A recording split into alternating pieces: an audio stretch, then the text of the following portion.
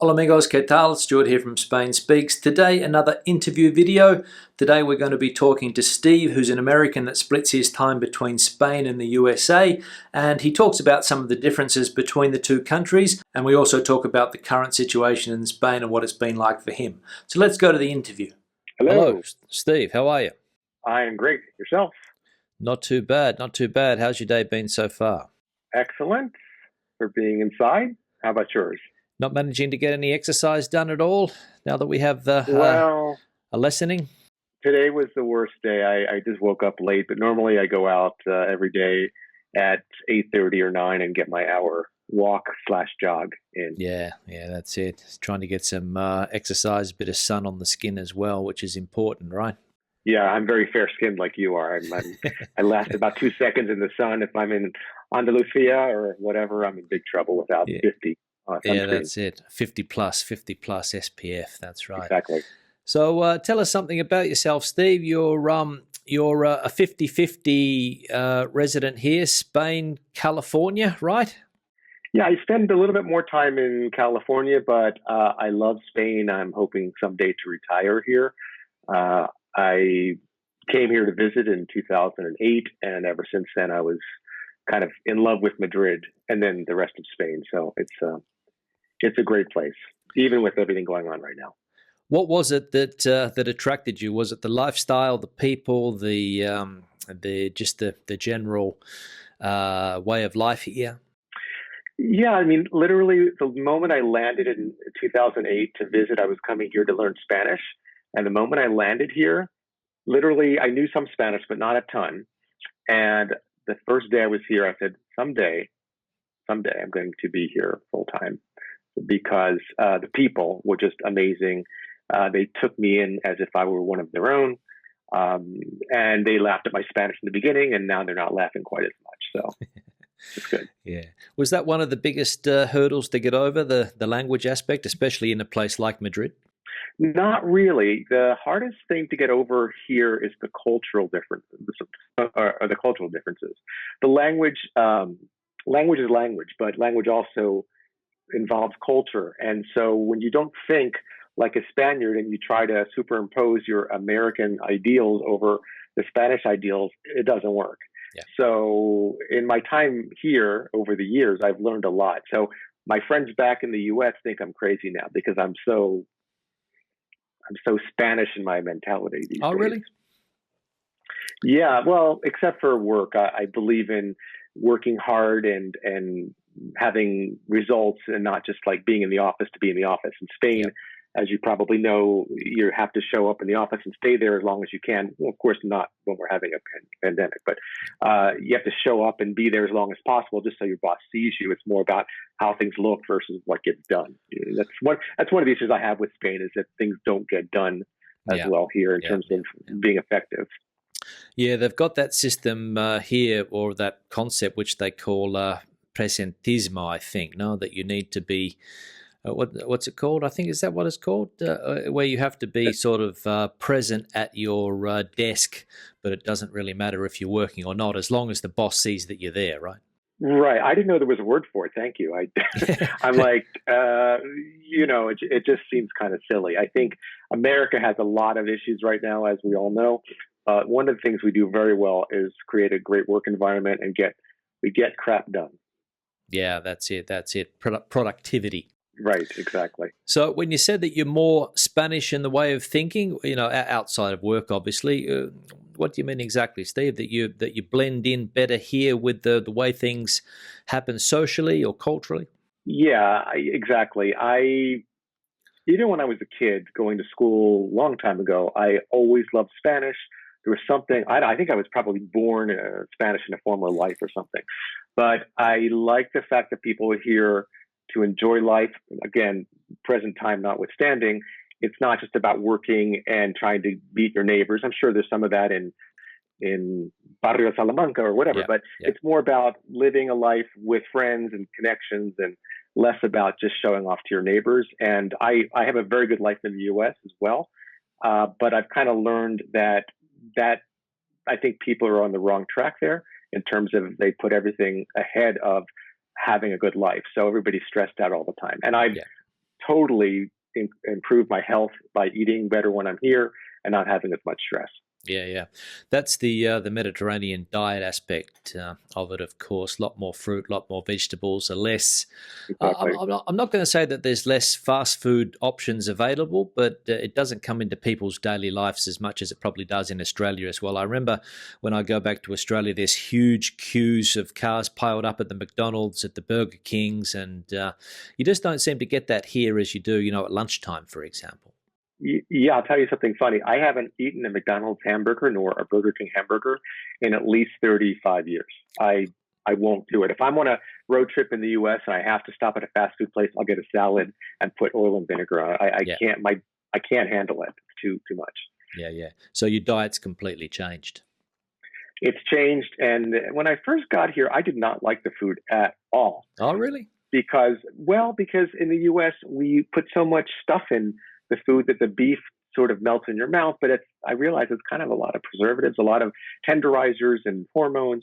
So I think the food as is much higher quality here. We have, I don't know, just in the U.S., I think things are compromised. A lot of countries won't even take U.S. food because the chickens are sprayed with chlorine and things like Yeah, that. So that doesn't happen here. I think Europe in general has much better food supply. yeah, So yeah, actually, that's one of the issues when I go back to the U.S.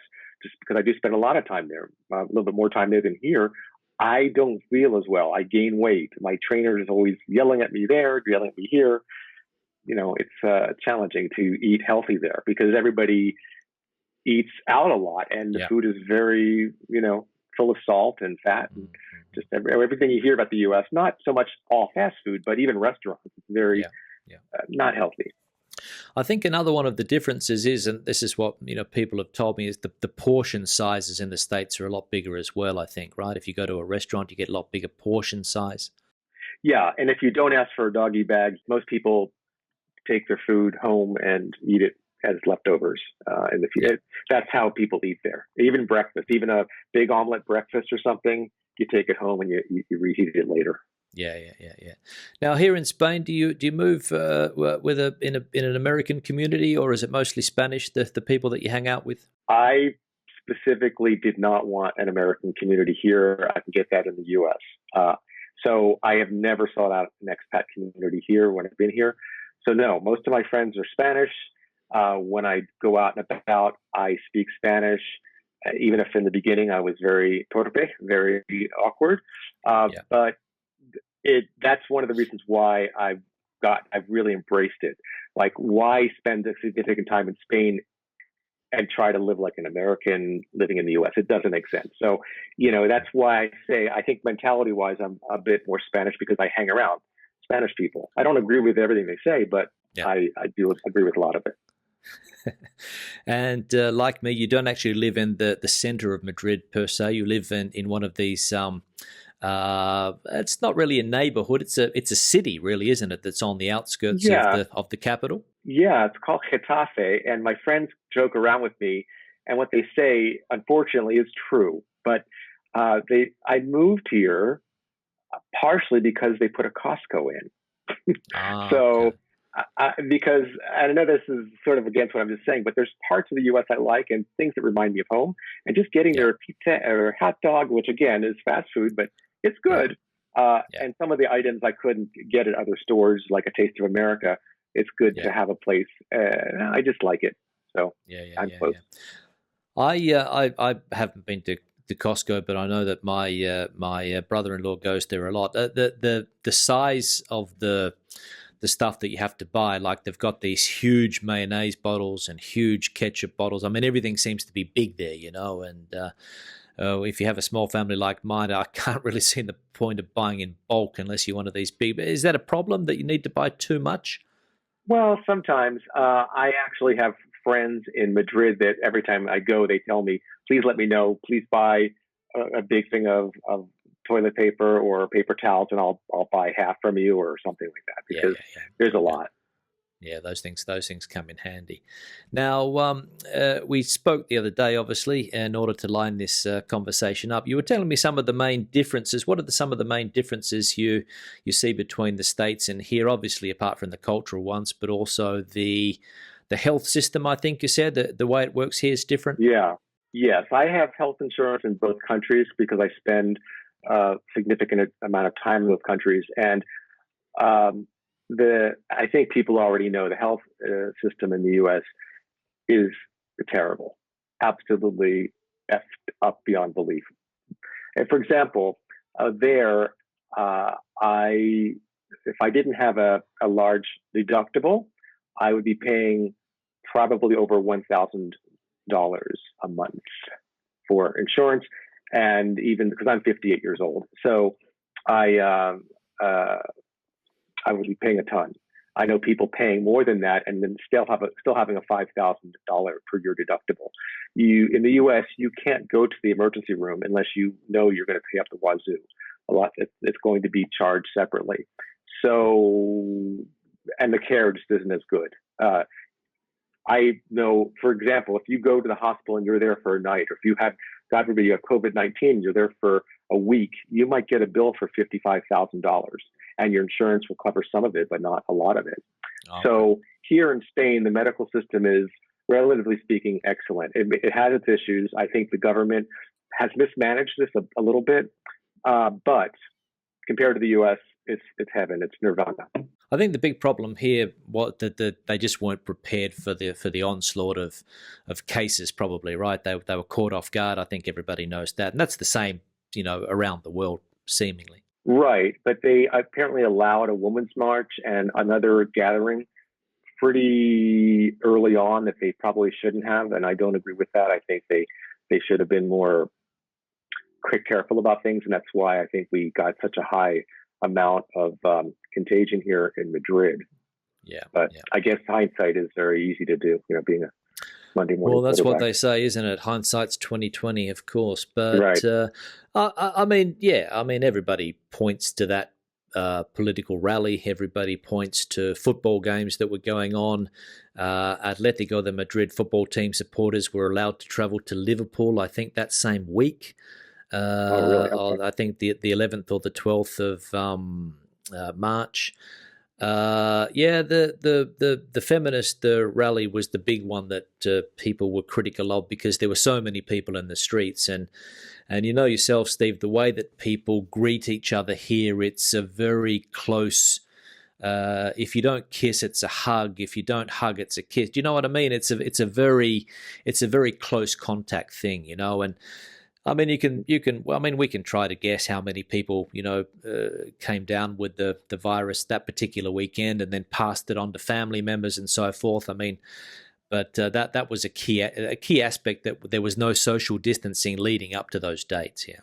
Right. I think people didn't take Italy seriously, and had we done so, we wouldn't have had such a major outbreak in Madrid. But it is what it is, and we move on. I do think that, though there are many inconsistencies with policy right now in terms of being confined, quarantined, what have you, I think that the policy here is far better than the U.S. The U.S. has no consistent policy. We have a president who's not really presiding over anything. He's not leading the country. Thank goodness we have some great governors, like Governor of New York, Andrew Cuomo. We have Gavin Newsom in California, and others, Jay Inslee in Washington State, where these are the states I used to live in, or live in California. Actually, I have a home in now. But thank God we have some good leadership on that level, but not on a national level. But I suppose that's the advantage of that system, that you do have power in those areas, that they can take their own decisions. I know in Australia we have the same thing. We have a state system similar to what you have in the States, where we have a premier, you call it a governor, and they're able to take decisions that are relative to the local areas, right? Yes, they can, and there's been a lot of back and forth because we have a president who thinks he's the king and can tell the states what to do and when they can and cannot open, and that's not the case. But the governors are saying, no, we're doing what we can do to protect our citizens. So there are certain governors right now I wish would be able to run for vice president in the upcoming election, although that probably won't happen because they've actually stepped up to the plate during this very trying time. Yeah, yeah. I think the opposite happened here in the sense that the autonomous community system, which basically is the same as a state system in the US, all of their power was removed and was centralized, which was where a lot of the criticism has come from, right? And you can see in the states that they don't have the power to do that, but here it was like a complete control was taken over again, right? Yeah, and Canary Islands and parts of Andalusia are basically following the same guidelines that we are in Madrid, and I think it might be a bit heavy-handed. On the other hand, who knows? I think Spaniards try to push the system, and so if they let too much, in fact, this was borne out when they allowed people to go out and exercise. I think in Madrid proper, there was too much population, too little space, and it's causing problems. So I can't, it's easy to look back and judge it, but I do think some areas suffered needlessly, like the Canary Islands, where there were very few cases.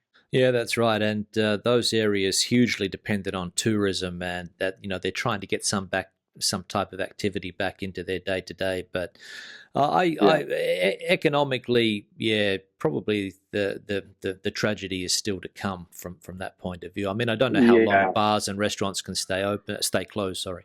Yeah. I was going to say also, a lot of the information I've gotten on these other communities is from watching your channel, which has been great, even though I speak Spanish. Going through this, everything is sort of needlessly complicated in Spain. So when you add that to sort of not understanding why it's so complicated, to having to read in Spanish, I say screw it. I'm gonna watch Stuart's channel because it's concise, it's there, and you're doing the homework. So it's been a great lifeline, a great resource for me. Yeah, yeah, it is unnecessarily complicated. You're right. Everything has to be done according to every particular law. And I mean, you can see with the Boletín de Estado that they have that every decision that's taken is based on a specific law or a specific regulation.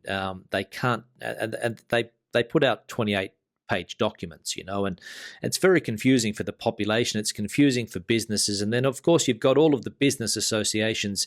You've got the hoteliers association. You've got the bars and restaurants association, travel agents association. They're all trying to work out how they fit into the puzzle, and it's very, very complicated as well to understand, and a lot of contradictions, a lot of things get changed from one day to the next, and it is difficult to understand. It is. It is. I think this is one of the things I was getting at earlier. I think Spaniards, and again, this is quite a generalization, but many Spaniards I know think inside of a very small box, and Americans, but by and large, or where I'm from, we think a little more globally in terms of like how to solve problems. We don't confine ourselves to the little boxes. I think the reason why we're seeing some of this is because this is a sort of an unprecedented situation for us in the world. And I'm not saying the U.S. is handling it better, but I think perhaps Spain would do better if it treated this more like a problem we haven't had. Let's think about systemically how to fix this as opposed to just following whatever statutes are already in place. Yeah, that's a good point. I think that there was a person on the television yesterday that said we need to go back. I think it was a famous chef here. I don't know if you're familiar with him, Carlos Arguiñano. He said that we have to start from zero. There's no point trying to look for a precedent. Start from zero. Take it from the ground and build it up again.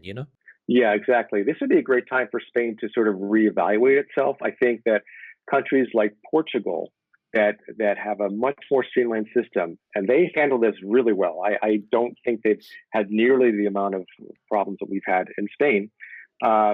And I think a lot of people are going to Portugal and will continue to emigrate to Portugal because the system is easier to deal with, especially for foreigners. And Spain makes things very complicated. So perhaps Spain can use it as an advantage. I fear that they're not going to because I think people are just generally scared. And when people are scared, they don't think right. Yeah, yeah. I think that's the point. Portugal does have everything's controlled from Lisbon. So in that point, there's no autonomous communities there. They've got obviously municipalities, but they have the same system as they do in England, where they have the central government based in London. Everything's basically controlled through that. Hmm. So they don't complicate themselves, and they were able to shut those borders down. They saw Spain. They didn't look necessarily to Italy, which is probably what Spain should have done, but they looked to Spain, shut the borders down as quickly as possible, smaller population, and they were able to weather the storm better than here. I have lots of friends in Lisbon, and they're reporting a very different situation than here. So, yeah, I congratulate them. I wish Spain could be a little bit more like Portugal in this way. Yeah, well, again, we'd probably have to go back in history to work out why that is, but yeah, I agree. I think Spain unnecessarily complicates things from every point of view, even the business side of it, Steve. I don't know if you're familiar with, starting companies and doing things here, but it is very, very difficult for companies to get off the ground, and it is difficult for people to do things from an economy point of view because of the rules and regulations. I don't work in Spain, and I never have worked in Spain. When I'm here, I work remotely, so I don't know. I've heard from many friends the trials and tribulations of being autonomo, and so perhaps if I retire here in the future and I want some extra work or something, maybe, but I don't see that happening. Yeah. So, but I've heard from many people that it's a nightmare, and then there's also a 300 euro or so monthly payment, although that may change during this pandemic because people can't afford it. But it just seems like it's a lot, you know? Yeah, it is. So, talking about retirement, this is the country you'd be looking to spend most of your time in, or you're still going to split the Well, two? I don't, that's a great question. I have a beautiful home in the Palm Springs, California area that I love and I miss it. I was supposed to be back there, but when everything hit the fan, I decided to, given the private insurance I have here, it was more logical to stay here, and I didn't want to be on a petri dish of an airplane in the beginning of March. And I'm really glad I did not go back there. Actually, also because my clients back there, they were sent home anyway. I wouldn't have had any on-site time with them at all, so it didn't make sense. So my family's back there. I do miss them, but it makes sense to ride things out here. Of course, all my friends are like, "Are you still alive?" Because the news media has been so, Spain is like one of the hardest hit. I'm not watching the news every day. I listen to you. Yeah. Give me the news. Give me the information without dramatics, and I'm happy. Yeah. You can get lost in the figures. That's right. Yeah. Exactly. Yeah, that's right. But just to finish up, Steve, you would recommend Spain as a destination for people looking to, as you said, enjoy that Mediterranean lifestyle, the food and outdoor activities and things like that. You'd recommend it from that point of view to people that would be considering coming here, if anybody's considering coming here in the future? Well, Spain will recover. It's a very attractive place to be, but I subscribe to the exact same opinion you've mentioned on numerous videos of yours, which is Spain is a great place to retire. It is not a great place to work, from what I understand. And I think if you've got a source of income where you can work remotely, I think it's fantastic. The quality of life in Spain is better than the U.S. for sure.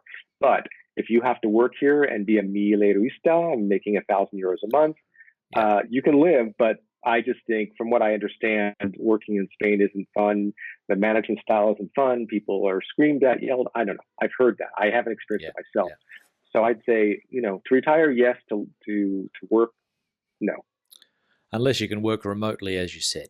Right. If you work remotely for your company in the U.S. or what have you, I work on site when I'm there. I work remotely when I'm here. That works out great. But to work in Spain for a Spanish company, no, I don't think I'll. Even when I retire, I don't think I'll ever really work here, to be honest with you. All right, great. All right, Steve, we'll wrap the conversation up. It's been great speaking to you. Likewise.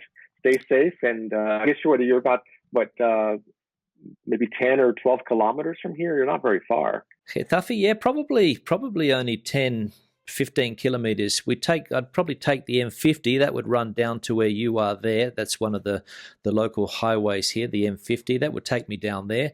And so we're not far away from all. So one day we'll have to catch up and have a caña. Yeah, one day when we can do that. But yeah, it's great to watch your channel. Thank you so much for the information you provide, and thanks for interviewing me. I do appreciate it. I hope people do come to Spain and visit, because it really is a tremendously great country to visit. I can't recommend a country more to visit, to spend time, but maybe not to work.